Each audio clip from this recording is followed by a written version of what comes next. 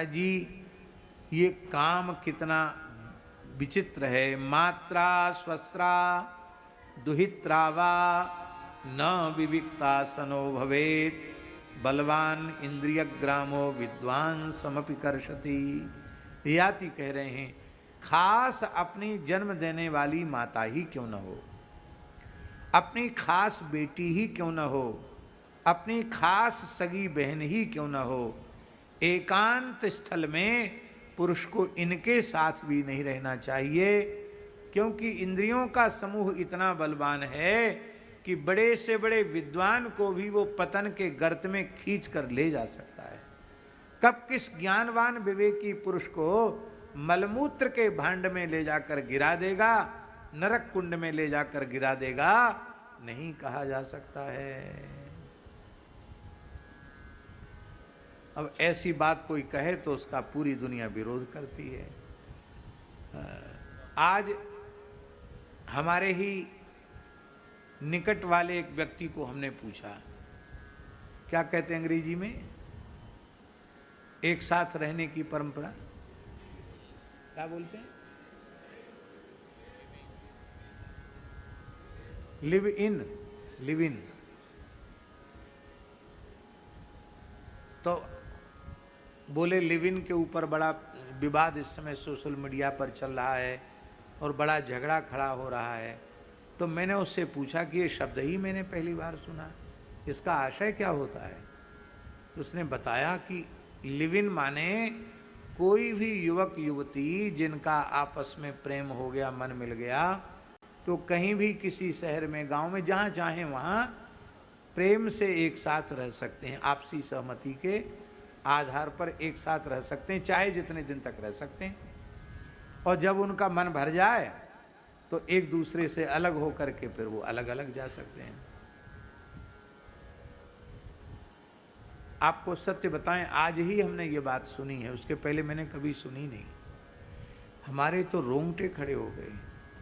मनुष्य को नरक से बिल्कुल भय नहीं है, इतना स्वेच्छाचारी हो गया, पशु से भी नीचे गिर गया। कितने दुख की बात है, कितनी पीड़ा की बात है, कितने कष्ट की बात है। और ऐसे दुराचारी पुरुष और ऐसी दुराचारिणी स्त्रियां, उनके संपर्क से क्या कोई पवित्र संतति हो सकती है?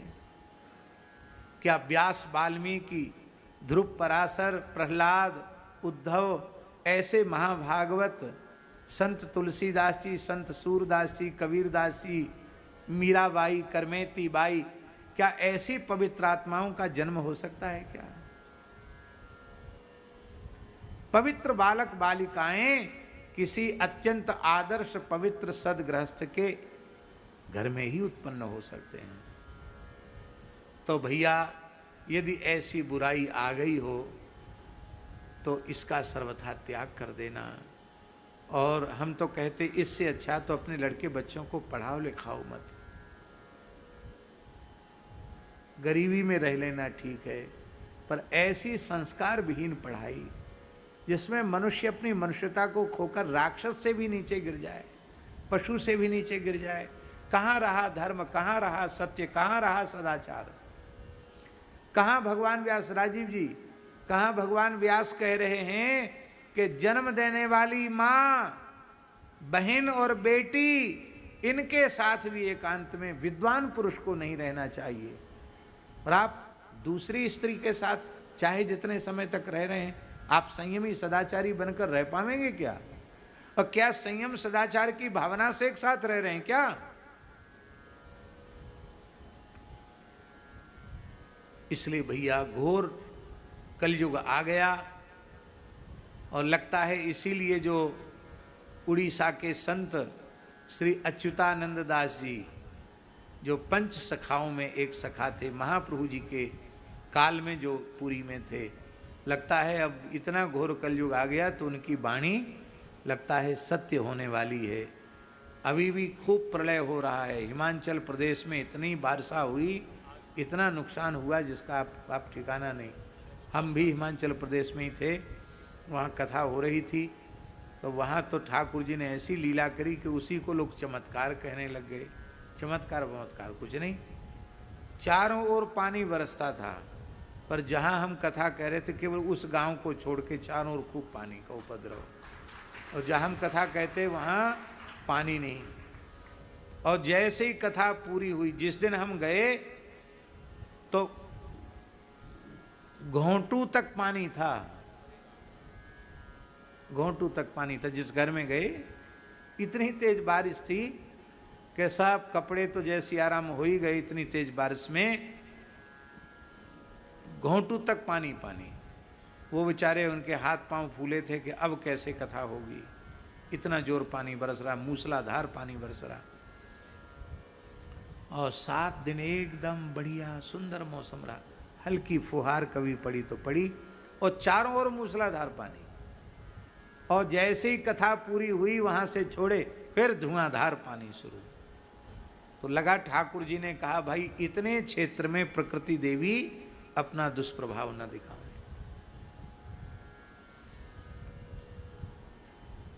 अभी आज गंगोत्री के पास बादल फटे हैं, जल प्रलय हुआ है,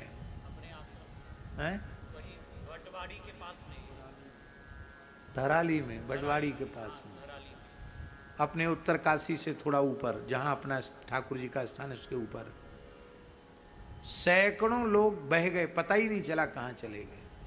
पूरा गांव बह गया, पूरा बाजार बह गया। जो तपस्या के स्थान थे, भोगी लोगों ने उनको विषय का, भोग का स्थान बना दिया।